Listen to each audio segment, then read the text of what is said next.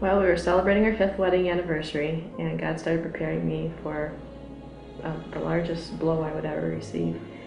I was looking at our ultrasound picture that night, and it just suddenly hit me like a ton of bricks that something was wrong with the baby. I turned to Ryan and told him that I thought something was wrong based on our ultrasound picture.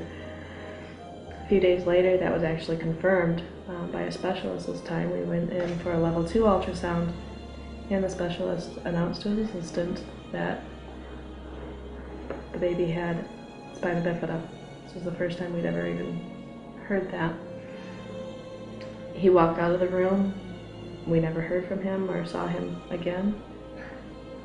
Later that afternoon, we were called into my regular OB's office, and he tried desperately to tell us the abortion was the only way, that was the only thing that we should do. It was right for us, it was fair. He mentioned our other 2 young children that we had, that it wouldn't be fair to them to bring home such a severely handicapped child. We had a nice family, we shouldn't mess that up.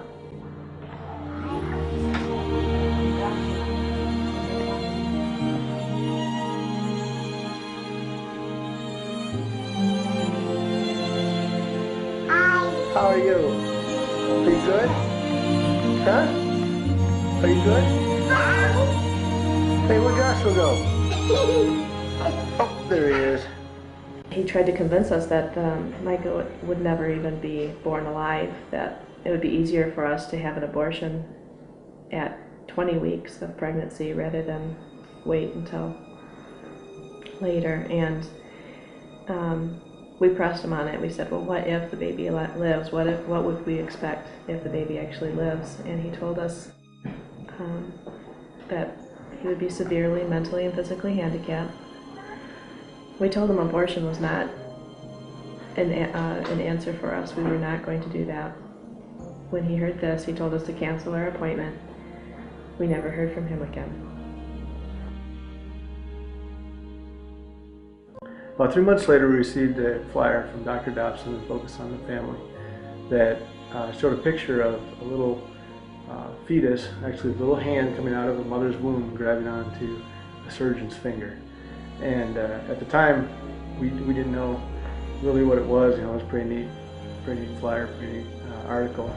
And it ended up that article was talking about a fetal surgery for spina bifida. And that is the only way we heard about the possibility of fetal surgery for Micah at this point. We realized that's what he had. And so it was neat to see how the Lord gave us what we needed to know right when we needed it. He was providing for us and giving us what we needed all the way along. And after that, about 8 days later, we were in Philadelphia and having fetal surgery for spina bifida. This surgery was considered experimental at the time. It was real new, and there's a certain period of time where you can only have fetal surgery during the pregnancy, and there's even a smaller period of time within that where success is a possibility. And we were right there. We were right in that time, and God had it all planned out for us.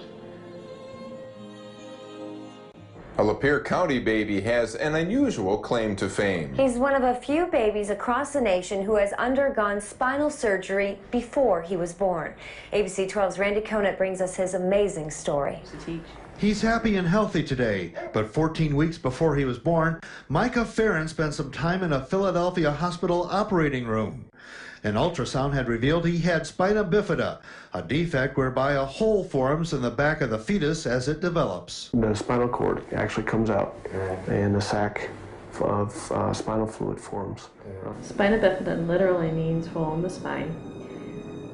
For Micah, that meant that he would be paralyzed. It also meant that he would have to have a shunt put in his brain to control the fluid around his brain, his hydrocephalus.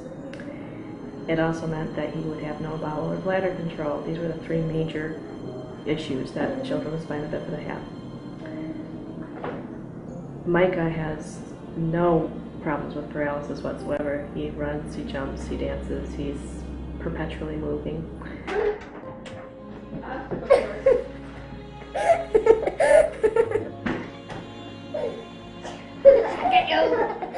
Ooh, I cracked your finger. Go!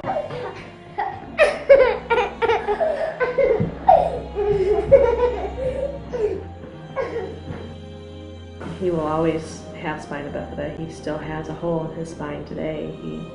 That doesn't go away. But the major devastating effects of spina bifida, he doesn't even know. What?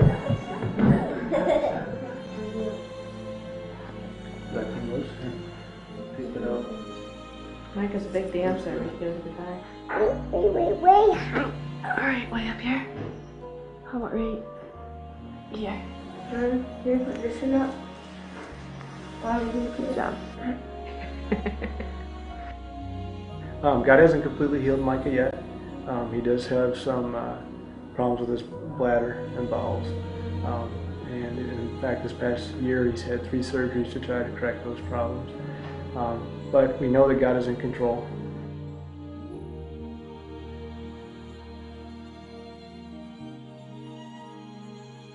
I know the plans I have for you, declares the Lord, plans to prosper you and not to harm you, plans to give you a hope and a future.